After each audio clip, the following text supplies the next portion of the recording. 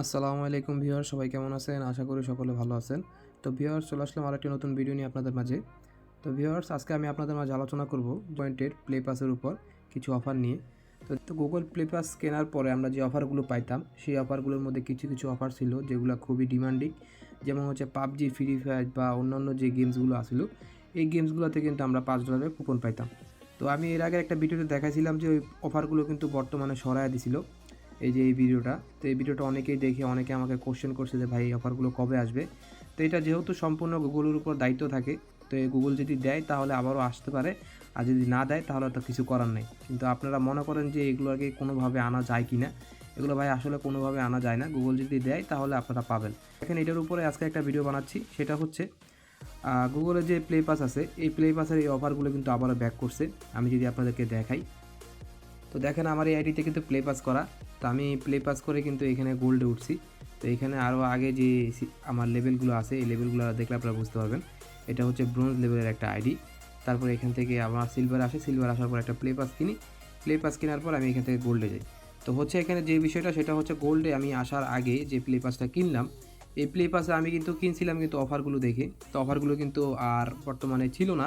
তো হঠাৎ করে তখন আমি কালকে আবার চেক দিই, তখন দেখি যে এখানে ফ্রি ফায়ার আর হচ্ছে পাবজির যে অফারগুলো আছে এগুলো কিন্তু চলে আসছে। তো দেখেন এখানে আগে যে ফ্রি ফায়ারের অফারগুলো ছিল সেটা হচ্ছে $5 কুপন ছিল।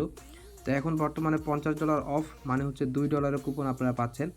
আর হচ্ছে আমি যদি ফ্রি ফায়ার ম্যাক্সও আসি, সেম টু সেম আপনাদের যে $5 কুপন ছিল সেটা কিন্তু এখন $2 কুপন হয়ে গেছে। মানে হচ্ছে এখান থেকে $3 কমায় দিছে। পাবজি তো সেম অবস্থা, 50% অফ করে দিছে। আর হচ্ছে এইখানেও সেম অবস্থা।